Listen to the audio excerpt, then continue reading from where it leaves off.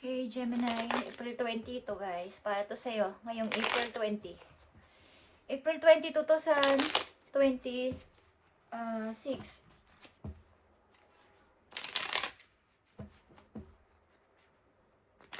Sa mga Gemini, apat na mahalagang message for you at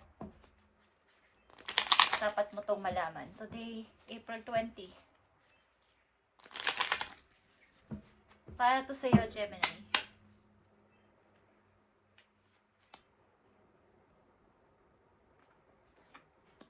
Bago magtapos ang April is dapat mo tong malaman. Dumadami ang iyong ipon, guys. O dadami inyong ipon.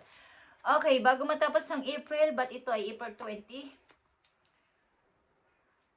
Okay, Ten of Pentacles is here. Sa iyong paligid o sa iyong kinalalagyan na place is malapit ang mga opportunity o lapitin ka ng blessing.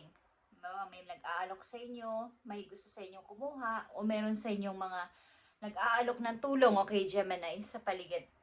Kumbaga, nagkalat ang mga opportunity sa inyong place. Kung saan man kayo nakatira ngayon o saan kayong place nandoon, is maraming pwedeng mangyari. Maraming chances na may trabaho dito, may trabaho doon, at may mga taong pwede sa inyo mag-offer o mag-aalok ng pagdami ng inyong pag-angat sa inyong pera. Okay. Dapat ninyong malaman, Gemini, ngayong April 20 at bago matapos ang April, syempre. Okay. Okay. Dapat nyong malaman na kailangan nyong layuan ang mga bagay na pag nadidrain kayo dito sa sobra ninyong pagmamahal, sa sobra ninyong pag-aalala, sa sobra ninyong pag-iisip-isip sa mga taong ito, sa sitwasyon na to. Ito ay pagkahulog o pagiging matamlay ninyo sapagkat kayo ay masyadong naa-attach sa isang sitwasyon o sa isang tao na inyong mahal o mahalaga sa inyo, guys. Pagamat andito yung inyong pagmamahal o pagbibigay ng pag-aalaga, pagsuporta, is kayo lang yung nag-give. Ang person na to o ang mga person na to sa buhay ninyo ay take lang ng take, Gemini. So kayo ay kailangan mag-isip. Okay? Para to sa inyo. Ang nakapalob dito sa apat na message na to, ito ay tungkol sa iyo. Okay? Dapat kang may lisanin o may alisan na sitwasyon na sa palagay mo ikaw ay masyado nang nadidrain doon o masyado nang lumulubog doon sa sobra mong pagbibigay ng panahon, energy. Okay? Bagamat mahal mo yon o mahalaga sa iyo ang sitwasyon na yon, ang tao na yon, ano man yan, is dapat kang may malaman na may dapat ka pang unahin pala. Okay? Gemini, dapat mong malaman na ikaw ay, sasabi ko nga sa inyo, kayo ay may karapatang maging isang negosyante, maging isang boss. Okay?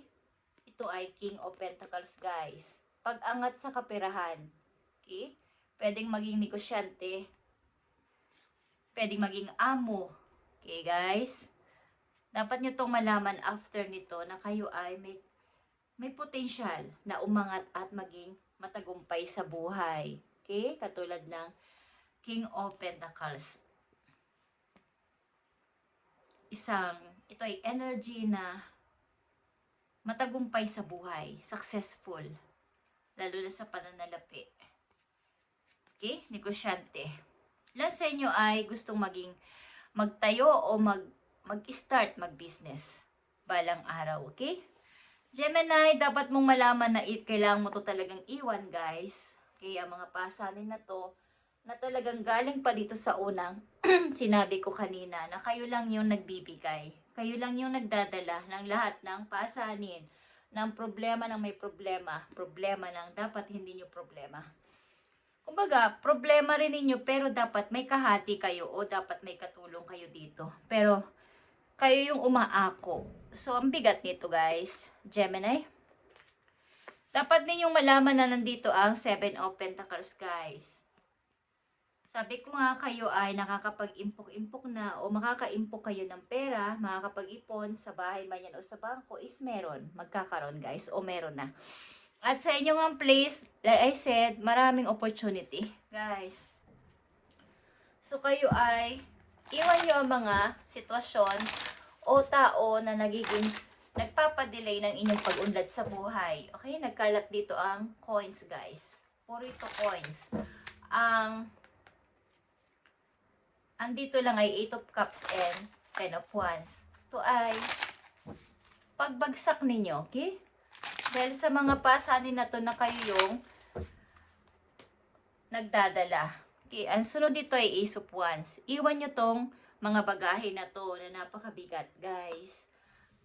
At pag-iwan din to sa mga taong inyong masyadong pinagmamalasakitan. Binibigyan ng binibigyan ng binibigyan pero walang, kumbaga, walang give and take. Kayo lang yung give ng give. Okay, guys.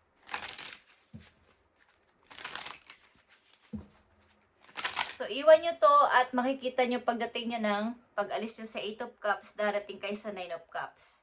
Dream come true, guys. Yung inyong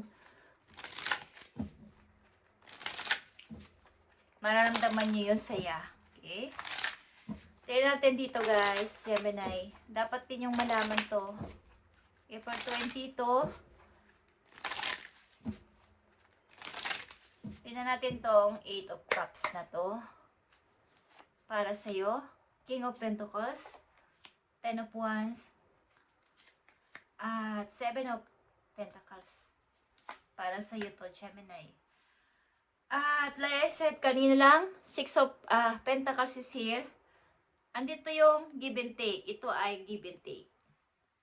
Kumbaga, sa dinami-dami siguro na inyong napagbigyan, natulungan, nang wala kayong hinihing kapalit, pagmamahal sa kapwa.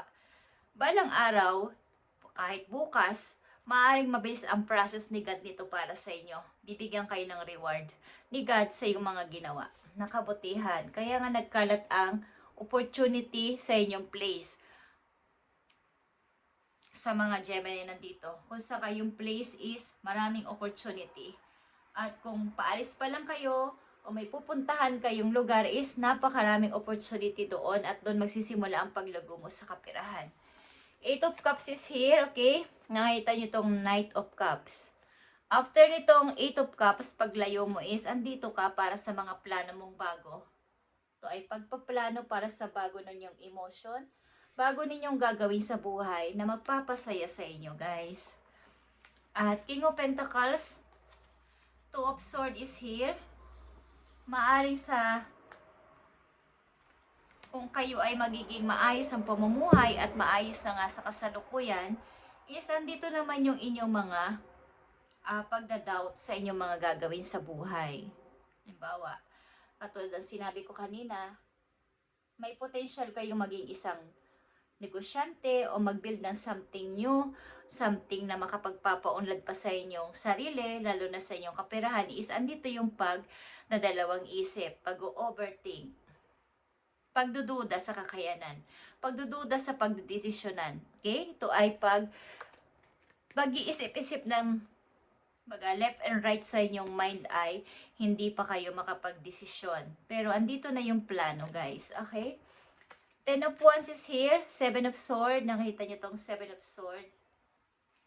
After nitong 10 of Wands na to, na inyong mga pasanin na to, na ibababa nyo, na hindi niya dapat ito dinadala ng dinadala, sapagkat may dapat din kayong katulong dito is, makakalikha kayo ng mga bagong kaalaman, bago ninyong gagawin sa buhay, mga bago ninyong mga i-start sa buhay.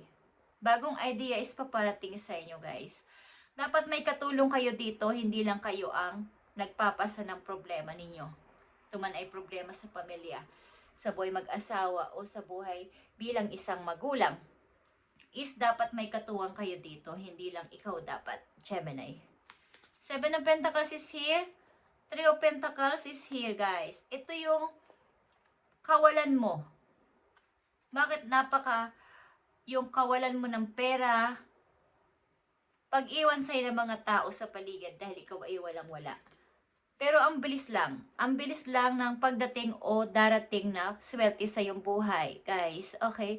At maaaring hindi mo to inaasahan. 3, tumalon agad sa 7 of Pentacles ang inyong magiging parang napakabilis ng pagdating ng mga biyaya ng inyong pag-iipon. Okay?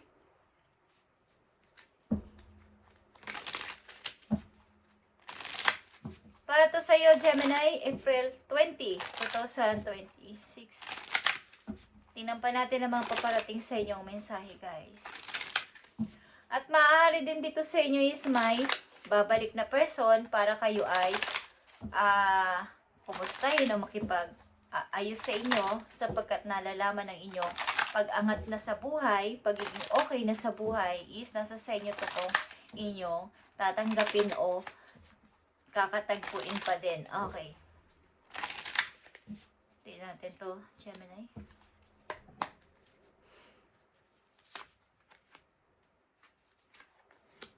Para to sa Gemini, April 20, 2026.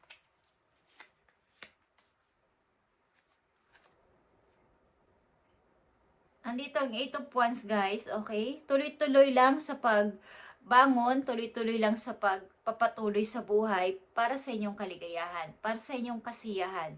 At hanapin kung saan kayo talaga fit, kung saan kayo talaga yung inyong ikakasaya, is hanapin ninyo.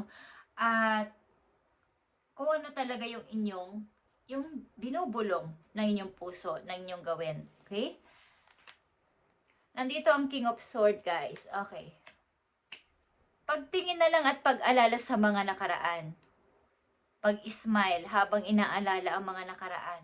Kung may iniwan kayo o iiwan na tao dahil sa kayo lang naman ang nag-give, kayo lang naman ang nagtitiis, kayo lang naman ang nagbibigay ng pagpapahalaga at pagmamahal is andito yung pag-alala na lang na may ganitong nangyari sa amin dati. May masaya at malungkot din naman kaming memories, pero wala na yon.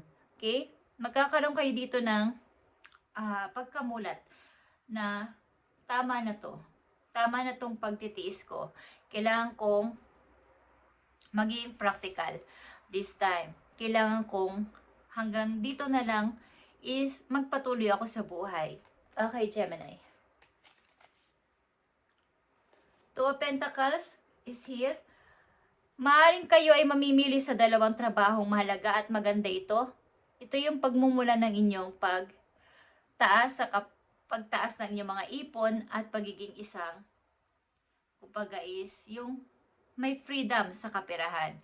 Is mamimili kayo dito sa mga work na paparating sa inyo sapagkat ito ay maaaring may pagdadalawang isip sapagkat pareho naman at marami namang magaganda talaga itong pagpipilian ninyo.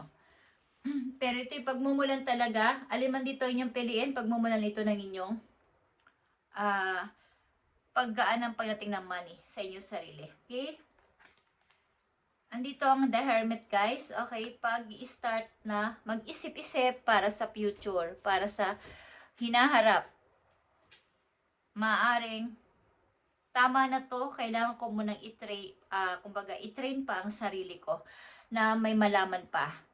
Hindi lang ako basta naka-stuck dito sa mga problema na to, sa mga pasanin na to. Kailangan kong tuklasin pa ano pa yung pwede ko pang i-start. Hindi ako titigil. Okay. Meron kayong mga iniisip pa na mga bagong gagawin sa buhay. At yung baga is, pag kayo nagretiro is, masasabi nyo na kayo ay merong gagawin. Kahit nasa bahay lang kayo or wala na kayong talagang trabaho. Okay? May mga gusto ka pa kayong pag-aralan o alamin pa. Pag-aaral ito, okay? O pag-train. Andito ang 4 of Swords. Okay. Sa kabila nitong inyong mga nadadanas, kapag kayo ay nakakadanas ng freedom sa money, pag-angat sa kapirahan is andito yung may lungkot pa din sa inyong puso. Sapagkat naiisip nyo minsan na kanino ko ba ito ihahandog. Ipon ako ng ipon, wala namang mga taong, kumbaga yung mga taong dapat ninyong pinaglalaanan nito ay wala namang naging magandang alaala sa inyo. So, maaaring ilan sa inyo dito ay aalis o inalisan na ang mga taong nagpabigat sa inyong buhay, nagbigay ng pain, nanakit sa inyo is maaaring kayo ngayon ay nag-i-enjoy sa pagiging isang single o naging single at kumbaga nakafocus sa trabaho. Ang mga Gemini na nandito, okay? Tingnan natin to, Gemini. Para to sa iyong sarili, ang reading today. April 20, 2026, kayo ay tuloy-tuloy sa pag-healing ni Baby. Ilan sa inyo at nakatutok ang inyong pansin sa trabaho. Pag-iipon lang at para sa future.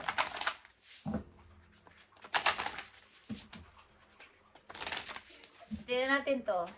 Gemini, ang gusto pang sabihin sa inyo, guys. So, andito ang you never needed those wings to fly. Okay. So, kayo talaga ay maaaring nag-iisa ngayon sa buhay. At kahit nag-iisa kayo, wala naman kayong hininga ng tulong or mga inaabalang tao is kaya nyo naman na iangat ang inyong sarili. Kaya nyo naman na kayo ay sapagkat ang mga Gemini na nandito ay independent. May strong personality. Kaya nilang magkaroon ng kung anong meron ng iba, kaya din nila. Wala silang masyadong inaabalang tao, okay? Sa kanilang ginagawa sa ngayon. Ang mga Gemini nandito. At tingnan pa natin ang inyong mga messages. Guys,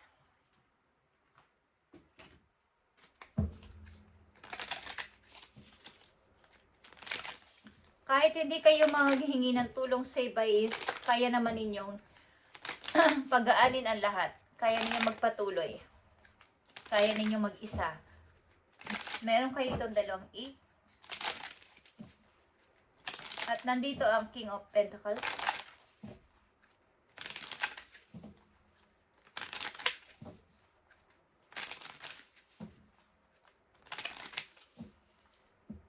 Ang ilan sa inyo dito is maraming mga trabahong ginagawa bukod sa inyong main na trabaho pa is meron pang mga ibang ginagawa. 2 or more. 2 or more job is meron. Okay, Gemini, tingnan natin. Ang about sa inyong career or money. Andito activation. Gemini, activation is here. Tap into your ancestral memory and inner wisdom to awaken your soul. Okay. Maaring marami kayong natutunan galing sa nakaraan at binibigyan kayo ng knowledge galing sa itaas, galing kay Lord, galing kay universe at sa inyong mga ancestors. Okay. Is tinutulungan kayo maging matapang at humarap sa hamon ng buhay sa kasalukuyan sa realidad. Okay.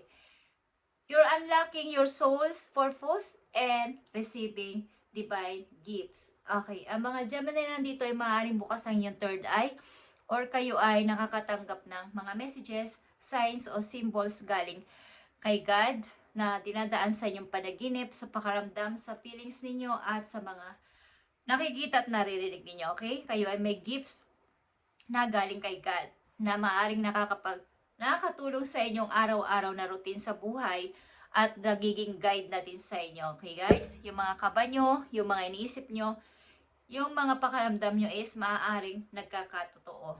Yun ang ibig ko sabihin. Okay? Binibigyan kayo ng knowledge or kayo ay may ganitong gift. Focusing too much as the material world at the expenses of spiritual world. Okay. I-balance ninyo ang inyong paggastos at ang kumbaga yung inyong material world, yung inyong versus ito sa material world at sa spiritual world. Bigyan ninyo ng pansin ito, bigyan ng balance.